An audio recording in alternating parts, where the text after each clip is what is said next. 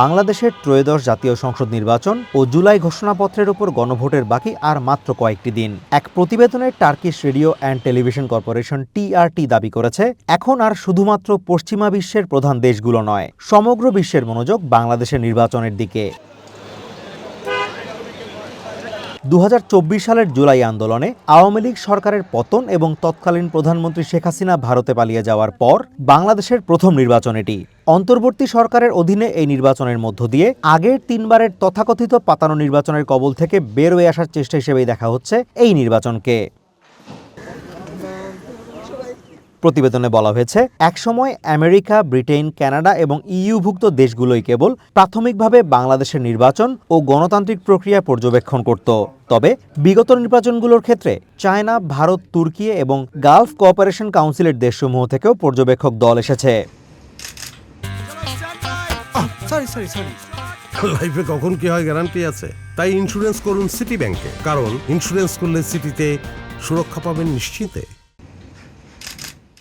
বিশ্লেষকদের বরাত দিয়ে টিআরটি দাবি করেছে, গ্লোবাল সাউথের দেশগুলোর আগ্রহের মূল কেন্দ্রবিন্দুতে গণতন্ত্রের আদর্শিক প্রচার নয়, বরং নিছক বাস্তবসম্মত হিসাব নিকাশ কাজ করে। বিশেষ করে বাংলাদেশের আর্থসামাজিক স্থিতিশীলতা, সংখ্যালঘুদের অধিকার, দ্বিপাক্ষিক সম্পর্ক এবং দক্ষিণ এশিয়ার দ্বিতীয় বৃহত্তম অর্থনীতি হিসেবে এদেশের সামগ্রিক নিরাপত্তার বিষয়টি তাদের কাছে মুখ্য।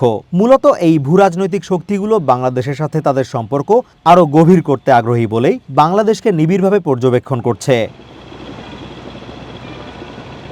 উপসাগরীয় দেশগুলোতে বাংলাদেশের সবচেয়ে বড় শ্রমবাজার রয়েছে। 2024 সালেই রেকর্ড 10 লাখের বেশি কর্মী সেখানে গিয়েছেন, যার মধ্যে বড় অংশ নিয়েছে সৌদি আরব। বর্তমানে প্রায় 50 লাখ বাংলাদেশি কর্মী এই দেশগুলো থেকে বছরে বিলিয়ন বিলিয়ন ডলার রেমিটেন্স পাঠিয়ে দেশের অর্থনীতির চাকা সচল রাখছেন।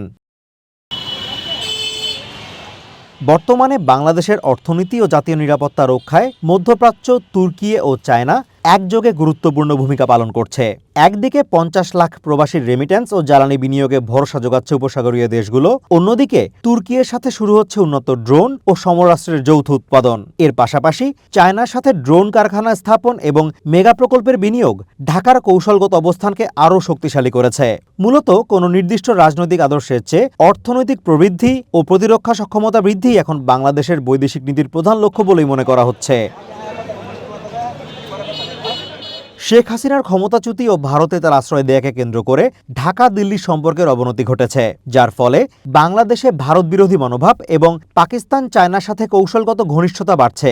ভারত বর্তমানে বাংলাদেশের আসন্ন নির্বাচনের মাধ্যমে সম্পর্ক পুনর্গঠনের অপেক্ষায় থাকলেও বাণিজ্যিক ও অর্থনৈতিক চাপ বজায় রেখেছে। এই পরিস্থিতিতে আঞ্চলিক শক্তিগুলোর সাথে ভারসাম্য রক্ষা করে ঢাকা কতটা স্বাধীন পররাষ্ট্রনীতি বজায় রাখতে পারে, আসন্ন নির্বাচনই হবে তার মূল পরীক্ষা। টিআরটি বলছে, ভিন্ন ভিন্ন শক্তিশালী দেশের সাথে ভারসাম্য রক্ষা করে এবং গণতন্ত্রের মান বজায় রেখে বাংলাদেশ কতটা সামনে এগোতে পারবে তার উপরে নির্ভর করছে পরবর্তী সরকারের গ্রহণযোগ্যতা এবং বিশ্বমঞ্চে বাংলাদেশের ভবিষ্যৎ অবস্থান।